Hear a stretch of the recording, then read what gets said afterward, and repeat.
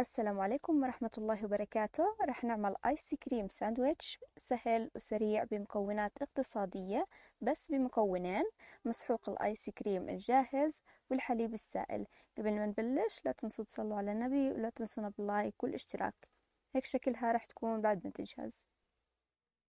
للتحضير بالأول بنحتاج ل 200 ملي حليب سائل، ضفت عليهم مسحوق الآيس كريم النكهة مثل ما بتحبوا. راح أخلطهم على سرعة عالية لمدة 4 دقائق. طبعا انتوا تتبعوا التعليمات الموجودة على الباكيت. وهيك الآيس كريم صارت جاهزة. على جنب كنت مجهز صينية مستطيلة، غلفتها بالنايلون وضفت فيها طبقة من البسكوت الشاي. استخدموا أي نوع بسكوت بتفضلوه.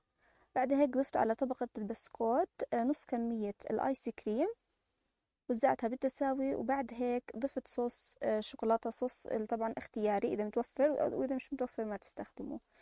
بعد هيك ضفت باقي كمية الآيس كريم،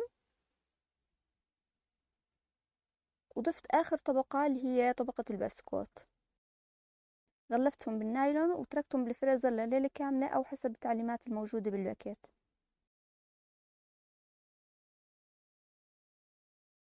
الآيس كريم صارت جامدة وجاهزة للتقطيع. أزلت النايلون وقلبتها مثل ما انتم شايفين، هيك صارت جامدة وجاهزة. راح أقطعها قطع حسب قطعة البسكوت. وهيك صارت جاهزة الآيس كريم الساندويتش. بإمكانكم تاكلوها مباشرة مثل هيك، أو بإمكانكم تغلفوها بالشوكولاتة. أنا رح أغلفها بالشوكولاتة، بس قبل رح أضعها بالفريزر لحتى تجمد ويسهل تغليفها بالشوكولاتة. عندي هون شوكولاتة ذوبتها لصارت بهذا الشكل. أي نوع شوكولاتة بإمكانكم تستخدمه. ضفت عليها ملعقة زيت نباتي، حركتهم كثير منيح مع بعض لحتى يتجانسوا بهذا الشكل. وضفت عليهم لوز حمصته، بعد هيك طحنته خشن، ممكن تستخدموا بداله الفول السوداني.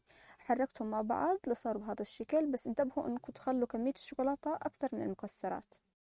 الآيس كريم جمدت وصارت جاهزة لحتى نغلفها بالشوكولاتة. طبعا بإمكانكم تغلفوها كاملة أو جزء منها. أنا غلفت الأطراف. وطبعا حتى تمسك الشوكولاتة على الآيس كريم لازم تكون الآيس كريم جامدة بهذا الشكل.